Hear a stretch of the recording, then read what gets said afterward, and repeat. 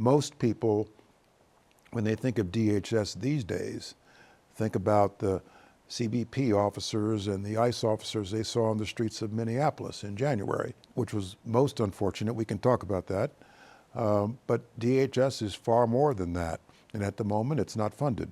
Well, let's talk about that. Are you critical of the decision to use the Customs and Border Patrol officers as part of the anti-migrant effort of the administration? Well, it's contrary to their training. CBP, Customs and Border Protection, work on the borders. And they have an anti-terrorist mission. Well, there's an anti-terrorist mission, but they work on the borders. Texas, the northern border, Arizona, New Mexico. They don't traditionally and typically work in law enforcement in the interior, on the streets of our cities.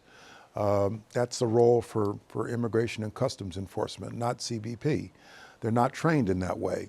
And so when you send large numbers of CBP into places like Minneapolis or Chicago or someplace else, there's a decent likelihood that there's going to be a problem. They're not adequately trained to deal with making house arrest in our inner cities. You said that it was certainly your policy to be honest with the public about the threat.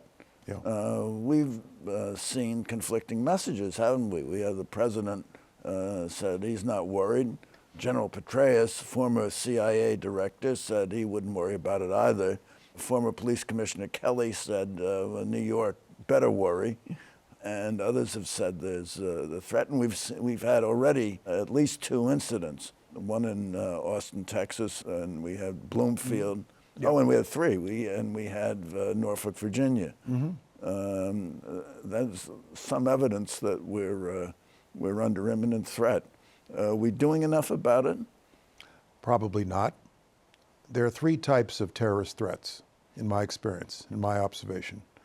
One is what we refer to as a terrorist-directed attack, where a terrorist organization will send operatives into our country for a large-scale attack. The obvious example is 9/11. But then there was the attempted so-called UPS package bomb plot by Al-Qaeda in the Arabian Peninsula. There was the attempted shoe bomber on an aircraft. There was the attempted underwear bomber. These are what we refer to as terrorist-directed attacks, to launch some sort of large-scale attack.